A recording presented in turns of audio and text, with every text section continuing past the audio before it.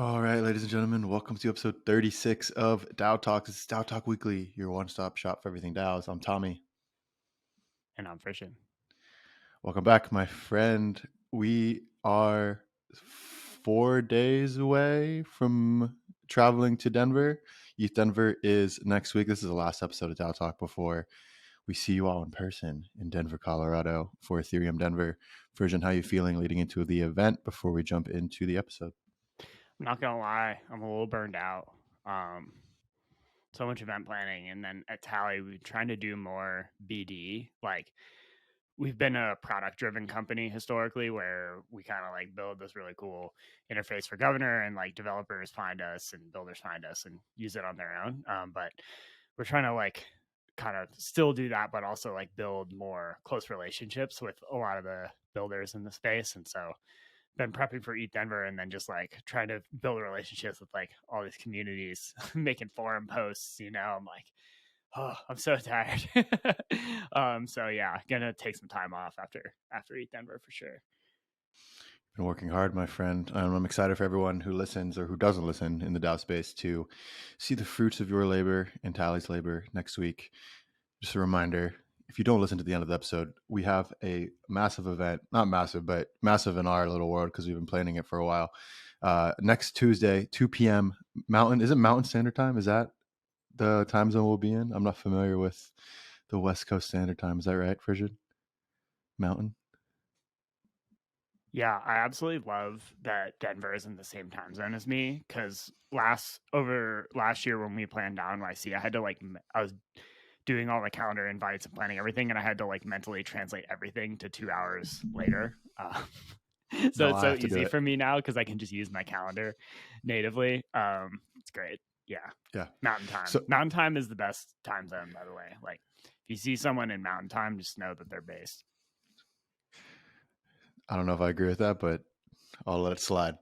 Anyway, DAO's at Denver is our DAO event, our pre-event, our pre-ETH Denver event next week. Frisian has been heading that. That is from 2 p.m. to 6 p.m. next week. I believe we're completely sold out. So if you're listening to this and you don't have a ticket, you might miss the DAO event of the first 2 quarters because DAO NYC 2023 is probably coming later in the year. But this is a direct offshoot of DAO NYC, a little bit smaller, a little more intimate. We have, I think, 4 or 5 panels that will go from 2 to 6 p.m. A great opportunity to network. There'll be probably around 150, 200 people there, all there for the same reason, to gather and talk about DAOs. It's going to be a great time. I'm excited for it. Vibes are going to be great. It's a good, precursor, a good like a little taste test before we get into the full week of Ethereum Denver, the full craziness of Ethereum Denver. So hope to see you there. If you're there, come say hi. Maybe I'll give you some Tally swag that I have hanging out in my back pockets in my little tote bag. But anyway, let's dive into the episode. Great stuff coming from sudoSwap. We're always going to start on chain now on DAO Talk. A proposal that we talked about a few weeks ago that didn't pass, which was making sudo, which is their governance token, transferable. It didn't pass a couple weeks ago, and recently it was put back on chain, and this time it passed with flying colors. Frisian, what was the difference in this proposal versus the last one? Is there anything different, tangibly in the actual proposal, or was it more just people became more educated on what needed to happen for it to be passed? Like, I feel like last time we talked about it, you mentioned some people were just confused about what actually was happening when you make pseudo transferable, and they were a little bit scared to vote yes for it. Yeah, I think the most important reason this proposal passed is that the creator, Farmer Taiki, uses a pudgy penguin as their profile picture. Which, for all of you out there, like if you want to have success in governance, probably need a pudgy. But outside of that, yeah, I think it was actually a little bit of both. So the first proposal the community was heavily in favor. It was like 70 or 80% for, 20% against. But it just didn't make it to quorum, which I think is 4% of votable supply. And I think there's a couple things they tweaked in this one. First of all, like we just the SudoSwap community kind of went in the trenches and educated everyone about on-chain governance. There's still some nuances that like we have a lot of education work to do on to help people understand how to participate effectively. One of the biggest ones being that you have to delegate your tokens to actually participate in governance. So with OpenZeppelin Governor and Tally, a token, in its undelegated state, so just like its natural state, if you have a token in your wallet, it doesn't actually represent voting power in the DAO. You have to delegate it. You can delegate it to yourself or to someone else, and that's what activates the voting power. And so they had a lot of people, they had this whole mechanic where SudoSwap, they already had this token that was liquid that people kind of had to represent the project called Xmon, and you had to like lock your Xmon, get the sudo, and then you had to delegate the sudo. So there's sort of these multiple steps. And like, I think just, when they first launched, like people weren't ready to do all that enough to like get enough tokens to be delegated and participating in the proposal to actually reach quorum. So I think they did a lot of work, and I actually helped out with this, like in the Discord, in the Sudo Discord, just like educating people like, hey, what do you actually have to do to participate in this proposal?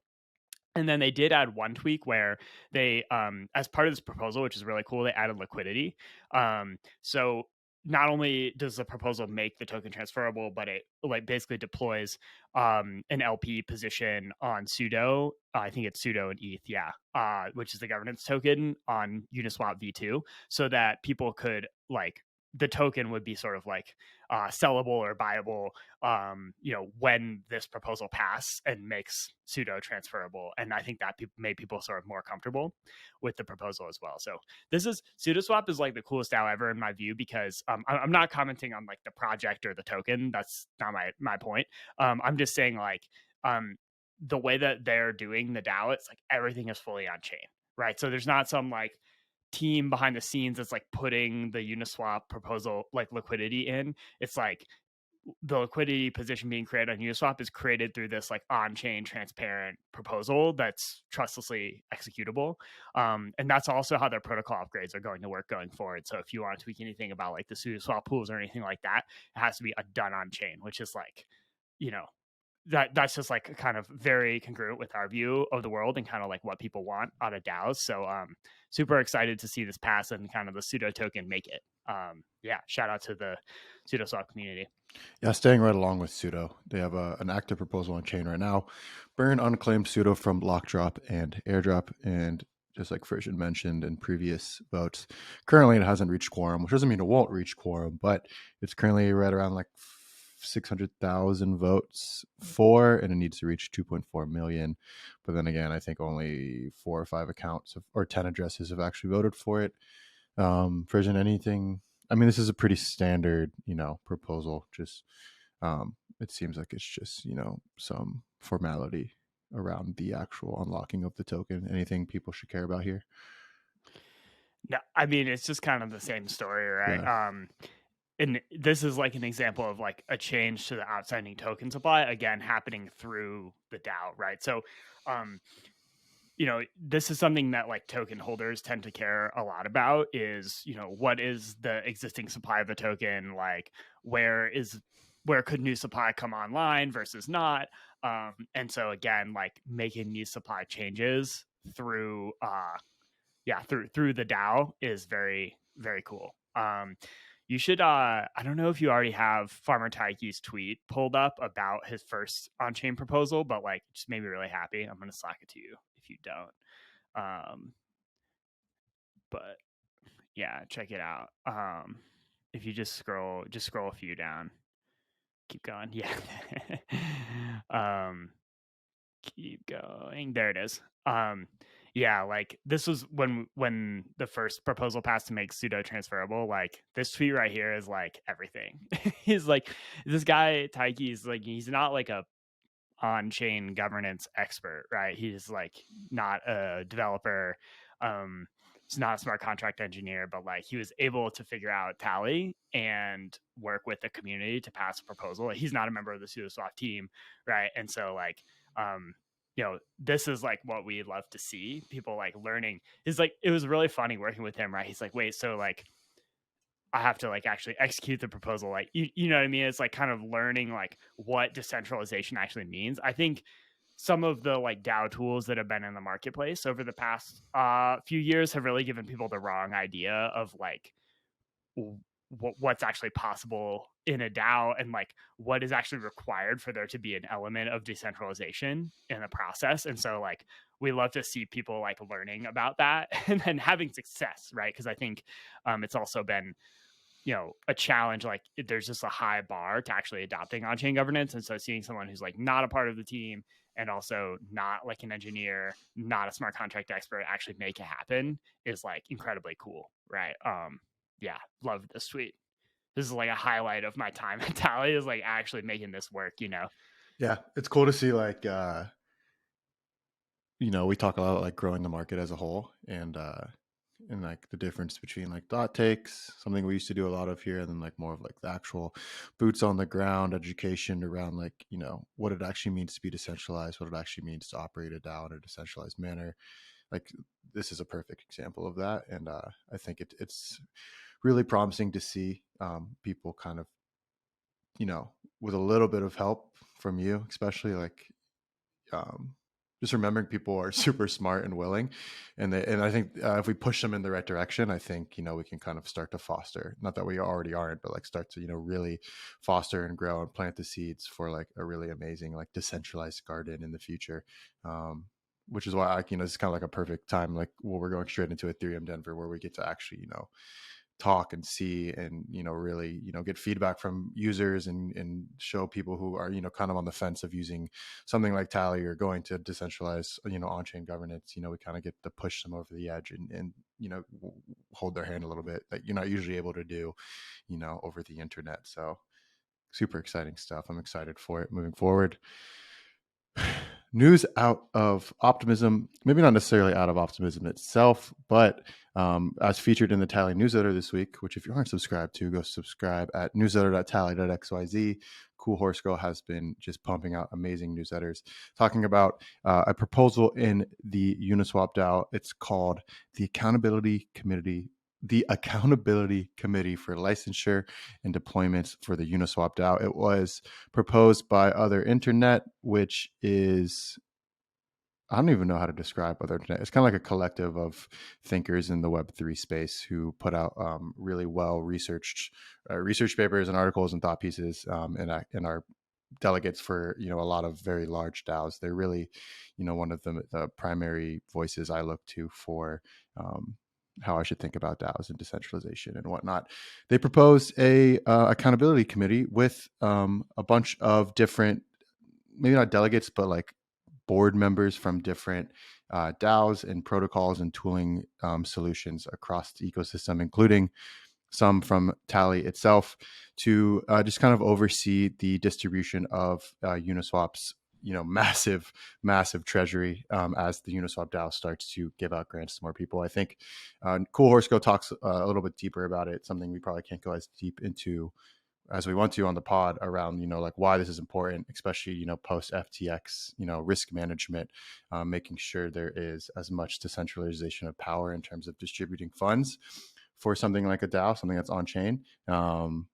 It's I think it's a great step in the right direction, and hopefully it gets passed. I don't think it's been submitted on chain. I think it's just in the off chain discussion portion right now. But something we've talked about in past episodes is kind of bridging that off-chain social consensus layer with the on-chain layer. So this is kind of like the first one where we're kind of maybe discussing the the rumblings of a proposal, a relatively large proposal that would kind of shift the infrastructure of a DAO on the social layer right now, and we'll cover it in the coming weeks if it is submitted on chain, and seeing how the community responds and votes on chain. So Frisson, I don't know if you've touched on I this. think it's, so first of all, you said this was news from Optimism, which it's oh not, sorry, Uniswap. What am I saying? It's all good. There is some news from Optimism for sure that we're going to cover, but yeah, exactly. But yeah, I think it's going to be really interesting to see how this does work on chain. So in the overview paragraph there, it says, over the past year, several projects have requested basically grants from Uniswap. But some proposals offer financial incentives back to the DAO, but sometimes those financial incentives aren't actually executed on by the partner who made the proposal after the proposal passes. And this is like getting into the on-chain aspect of things, right? And so I think like there's probably some opportunity to like build legal processes in here with this accountability committee to partners. But I also wonder if there are opportunities to like enforce or execute some of these licensure agreements on chain, where there can be like various mechanisms triggered to deploy funds into the Uniswap DAO, upon execution of transactions and stuff like that. So it'll be interesting to see if they bring any on-chain baseness into this accountability proposal, or if it's just going to be part of the social governance process at Uniswap. What do you think is the right way? I mean, I know there maybe not be one right way, but in your opinion, how would you decide? I don't know. I'd have to dig into what's possible, but I would definitely prefer to have some of these agreements be executed on chain, right? So, like, I think theoretically, like, if a partner is passing a proposal to like use, the Uniswap V3 license or deploy Uniswap onto another chain, they should be able to create some kind of like time lock, um, that has funds in it that when the proposal is executed, it creates, starts the countdown, and then eventually the funds are deployed into Uniswap. Like, it should be possible to do that on chain.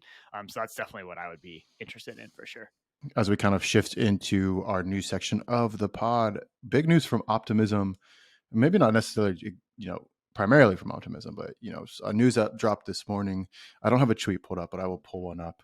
Coinbase has launched an L2 or is launching an L2. I know, Frisson, you are super excited about this. So while I pull up some tweets, give us a little breakdown of what Coinbase is doing and why it is so awesome for the ecosystem. Yeah, for sure. So they're deploying an L2. So so Coinbase is a centralized exchange, which, like, one thing to note about something like Coinbase is it's really a side chain to multiple chains, but like most notably Ethereum, where they basically have their own ledger of like who has what coins and what transactions have occurred, and then like they basically update that back to Ethereum. But side chains are like suboptimal from a trust perspective, right? You basically, you're not getting any of the security guarantees of Ethereum by using Coinbase.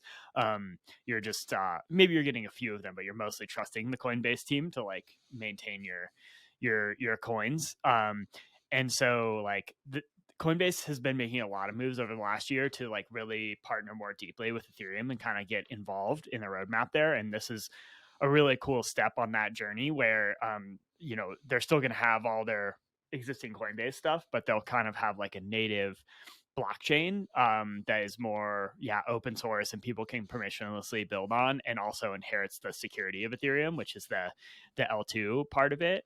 I don't know like exactly what's going to be built on here, but I could imagine like there are folks that like want to partner with Coinbase, or where it's beneficial to them to kind of like focus specifically on Coinbase's customer base. I think there could be potentially like some compliance benefits there, as well as just having more native integration with Coinbase's other tools like Coinbase Wallet, which is another step they've kind of made in this direction towards like participating in these open networks. So I think it's super cool. They use Optimism's OP stack, which is basically like Optimism is their kind of like open source maxis, and so they make it possible for other teams to fork the Optimism L2 code base and deploy. So that's what Coinbase did here.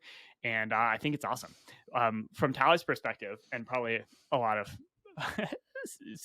crypto Twitter participants' perspective, like, it'll be interesting to see if they drop a token. They explicitly say they don't have a token with this announcement, but and they're going to use ETH as the native token on the network, which I think is expected. Like, I think basically all L2s use ETH as their native token, but that doesn't mean they can't in the future drop a governance token. So we'll have to see if we can connect up with Coinbase at Tally and see if we can support them in case they end up having, more of a decentralized governance here. They do allude to decentralization, like having multiple sequencers, which is like one of the more important aspects of decentralization for an L2 is that the sequencer determines transaction ordering, which is an oversimplification, but whatever. And when these L2s start, it's just like whatever the team that built the L2 is managing the sequencer, but over time they want to kind of have multiple sequencers, and they allude to that in this post. So hopefully there will be additional decentralization that comes here. But yeah, absolutely love to see this. So if you're not watching, I'm reading from Coinbase's announcement. But when they say Base will progress from a stage 0 to a stage 1 roll up in 2023 and a stage 2 roll up in 2024, is that like referencing what you're talking about with the sequencers? Sorry, say that again. What is so like when they're saying Base will, like, hold on, let me highlight it. Can you see it? Are you seeing what I'm seeing? Yeah, I can see it. Okay, I can see it. just didn't show if it was glitchy. But like when it's saying this, Base will progress from stage 0 to stage 1. Yeah, is that what you're talking we've talked about? about this. Stage 2 roll up in 2024. Interesting. Yeah. So we've talked about this. There's kind of a framework that's developing in the Ethereum ecosystem for classifying the level of decentralization of rollups. So like Base right now is not actually super decentralized and does not inherit all of the security of Ethereum, but there are upgrades that need to be made over time to sort of make it so it fully inherits all the security of Ethereum, and also it's sort of credibly neutral, where you can trust, but like using cryptographic guarantees that Coinbase isn't going to be able to basically rug the chain, right? And so there's this framework of like stage 0, stage 1, stage 2 that kind of like shows the progression of rollups on that journey. Which is kind of going to be applied to like a lot of different rollups in the space, like ZK rollups, Optimism, Arbitrum, stuff like that. So they're basically signaling their intent to fully. I love Coinbase. I think it's amazing to see, arguably the most, normie facing, flag bearer of the space, do some cool shit. So I'm excited to see, how this progresses, and hopefully, we continue on the right path down. I hope Frisson is my base is my what I say, my like litmus test is Frisson happy with Coinbase, and I'm probably happy with Coinbase. So we'll see how it plays out in the coming months. Moving right along into some tweets from yours truly. Frisson is back on his DAO thought leader game on Twitter. If you are a DAO contributor and you want to accrue influence in the DAO, figure out how to make the DAO money. Basic business principles that I don't think a lot of people understand in the space. In order for the DAO to succeed in the long term, in order for any business to succeed in the long term, and I think we need to start thinking of DAOs as businesses. I don't think we do. You need to make money. That is the lifeblood of the DAO. That is how the DAO operates and sustains. That's how you pay your contributors. And if you want to accrue influence in the DAO, the best way to do that is to be the one who's actually bringing in money for the DAO itself and helping others bring in money for the DAO itself. You don't have to directly be bringing it in yourself, but having just helping in whatever way that might be. So Frisson, what's sparked this tweet? I know it might not have been one single event. It might have been just, an amalgamation of events over time. But what was your thought process here? I have a lot of friends who are trying to make it as DAO contributors. A lot of whom are on kind of the earlier career side. And I'm old, I'm a boomer. And this is like some, canonical career advice, whether you're in Web3 or any other industry. Like, figure out how to generate revenue, and you'll be able to create value and be recognized for creating that value for the organization. And I see a lot of like aspiring DAO contributors be like focusing on things that really aren't directly related to revenue, when in fact these DAOs all desperately need revenue. Like, this is like one of the most fundamental issues in DAOs in terms of their sustainability, is like, how can they have business models so they don't just sort of like run out of money, right? And so you see people focusing a lot on things like org design, which is important, but probably not that important actually if there's like no prospect of making money going forward. And so I think this is just like, it's very like direct career advice to like a lot of the earlier or like younger folks, earlier career folks who are trying to like make it in DAOs, is be like, okay, this is a DAO I like a lot. How can I generate revenue? Like, what does this DAO do that we could charge for, and how can I just go do some BD, find some people who are willing to pay for it, and like sell them something. Like honestly, that's, and in doing so, like, you also build relationships with a bunch of other companies and DAOs in the space, and I think you'll be surprised how much success you have. So something to think about for the homies. Yeah, I think people are a little bit afraid of doing it. I think a lot of people find sales to be like intimidating at first. I know I for sure do. But everyone I've talked to, including you, it's just like the more you do it and the more you just kind of get practice doing it, whether you get rejected and they say no to you, the more confident you feel, especially when you have a product that you are um, very committed to and feel convicted in, which I think a lot of people who are contributing to DAOs do feel. So use this as encouragement to go out there and start pitching your DAO and start bringing in some juicy revenue. One more tweet from Frisson before we get to meme of the week and wrap this thing up. This one went turbo viral, and it kind of still is going turbo viral from last night. The future of DAOs is on chain, and yet there remain many challenges to scale on-chain governance, delegation, progressive decentralization, voting privacy, identity, transaction costs. Who wants to tackle these challenges with me? Frisson, out of these five, what do you think is the number one problem? I know you probably think all of them are pretty even, but pick Yeah, one. I think we're gonna solve all of them over the coming several years, and we sort of have to solve all of them. So this is like why people don't always do on-chain governance, basically, is like this list. I'll focus in on one, progressive decentralization, that I'm really excited about. So I think one of the reasons people use off-chain governance, often a combination of Snapshot and Gnosis Safe, where like the community can vote on Snapshot to signal what they want, but then there's like a smaller team that executes the actual changes on Gnosis Safe, is that they're not ready to like fully commit to like taking their hands off the wheel somewhat, and handing that over community. And that's often for good reasons.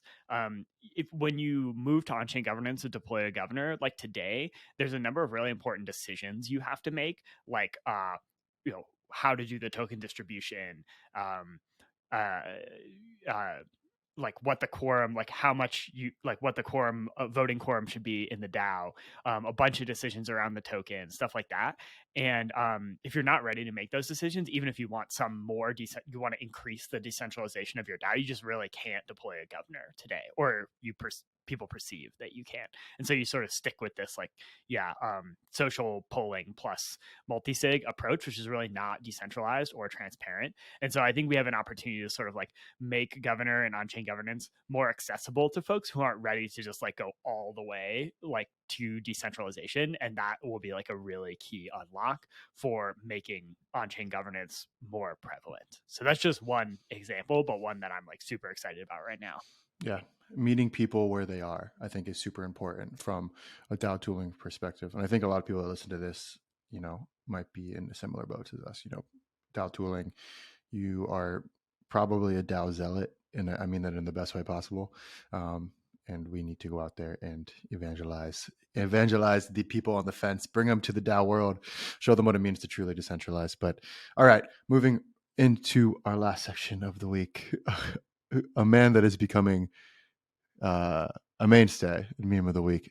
If you are listening to this, like this one we've said it before, but you have to go watch it. I'm gonna play it without sound right now. You can kind of see it if you're watching it. It's a meme from Dan Wu, this is probably his third or fourth time on meme of the week. Frisson, you want to give a little voiceover to what's happening here? Yeah, so for people who've been to Eat Denver in the past, it's been this venue called the Sports Castle, and like you'll just be like at a talk, maybe you're like going to some vendor's booth, and then next thing you know that you're like you've wandered into this like weird room where there's like a DJ playing and it's like a rave, but then there's some people like meditating over there, and you're like, what the hell just happened to me? It's this very like Web3 degenerate thing. You're like, I thought I was at a corporate trade show. Looks like I'm like in a DJ meditation rave room. And so like it literally, yeah. Dan is like doing a dramatized portrayal of what this experience is like, but it's really not dramatized. Like this is what it's actually like. I remember going there last year and being like, I like literally accidentally went into the DJ rave room and I was like, what the fuck is going on? Like Anyway, yeah. Dan does a really good job of capturing what that feels like. Yeah, I saw this before I had the background of like, oh, this is actually real. And I thought it was absolutely hilarious. And then you were like, oh, no. Like this is like a legitimate experience that you're going to see at ETH Denver. So Yeah, it will be interesting to see if they are able to replicate that experience in the new venue, which is a lot bigger. Yeah, we'll see. yeah. Well, that's been episode 36 of DAO Talk Weekly. We most likely will not have a weekly episode drop next week unless something crazy happens. But Frisson and I will be in person next week. We'll be together. So follow us on Twitter to see all of our escapades in Denver. It's going to be a great time at Denver. If you see us, go say hi. We'll grab a coffee. If you want to talk DAOs, talk DAO talk decentralization, anything, reach out to us on Twitter. We have a Calendly for Frisson and I to meet up with anyone that wants to talk Tally, talk life, talk DAOs. So go check that out. That'll be on my Twitter or Frisson's Twitter. I believe you retweeted it this morning. Go subscribe to DAOtalk.substack.com. Subscribe to Tally Substack. I think it's newsletter.tally.xyz. Everything we talked about will be linked in the show notes below. All of those different properties you want to go subscribe to, go subscribe. If you see us at Denver, we'll be wearing this sick Tally merch. This is the white version of the tee. We have a black version as well, and some sick black puffer jackets. So the Tally team will be undeniably dripped out. You'll be able to see us from across the epic venue. You'll see Frisson with his beautiful pudgy smile. He looks much like his pudgy in real life. So come say hi to us. We're excited to see you next week. Yeah, I'm gonna be wearing a red do-rag. Just kidding. I probably should though. In a Miami Vice t-shirt. That'd be sick.